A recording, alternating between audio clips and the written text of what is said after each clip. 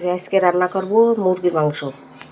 এই যে মুরগির মাংস, দেশি মুরগির মাংস। এই মুরগির মাংস দিয়ে কাঁঠালের আটি দিয়ে আলু দিয়ে, এই যে কাঁঠালের আটি ছাড়িয়ে জলে ভিজিয়ে রাখিলাম, রেখে একটুখানি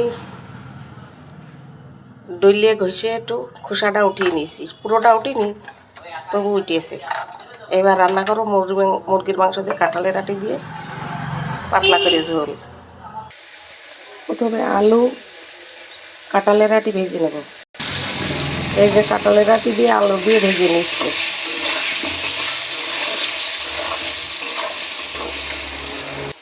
এই যে কাঁঠালের আটি আলু ভাজা হয়ে গেছে, এবার তুলে নেব। এই যে কড়াই গরম হয়ে গেছে, শুকনো লঙ্কা জিরে তেজপাতা তেলে দিয়ে দিয়েছি। এবার পেঁয়াজ কাটা দিয়ে দেবো, দিয়ে নাড়াচাড়া করবো। এই যে পেঁয়াজ ভাজা হয়ে গেছে, এবার আদা জিরে কাঁচা লঙ্কা পেঁয়াজ রসুনের পেস্ট দিয়ে দিলাম, দিয়ে এবার নাড়াচাড়া করবো।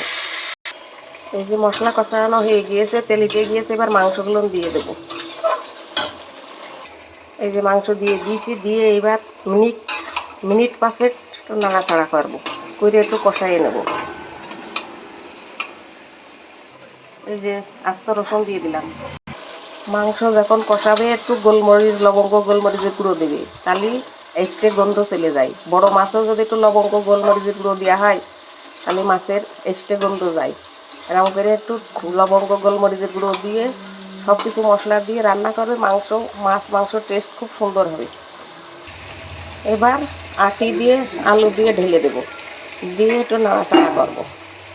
এই যে 5 মিনিট ধরে কষানো হয়ে গেছে মশলা দিয়ে, এবার একটু অল্প একটু জল দিয়ে কষাই নেব। এই যে অল্প একটু জল দিয়েছিলাম, সেই জল শুকিয়ে গিয়েছে।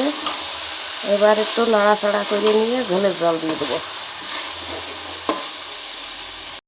এই যে ঝোলের জল দিয়ে দিয়েছি, ফুটে উঠেছে। এবার একটু হলদি লবণ হয়েছে নাকি ঠিকঠাক মতো দেখতে হবে।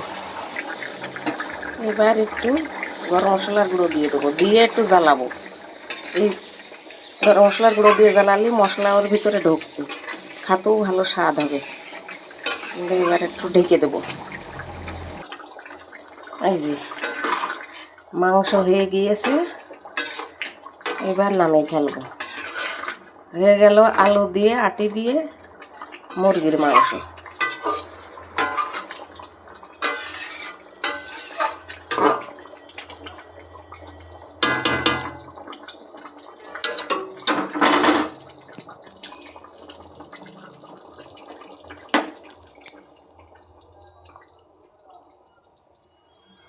তোমরাও এরকম করে রান্না করে খেয়ে দেখবে, খুব ভালো লাগে, খুব টেস্ট। একটু ঝাল লবণ একটু চড়া করে যদি মাংস রান্না করা হয় না, খুব সুন্দর হয়। অন্ততপক্ষে মুরগির মাংস, মুরগির গন্ধটা কাটে ঝাল লবণ চড়া করে রান্না করলে। মাংস রান্না করে যদি একটু ঝাল লবণ চড়া না হয়, তাহলে আর মাংস খাওয়ার নাম হইল কি যে না মাংস খাচ্ছি। ধন্যবাদ।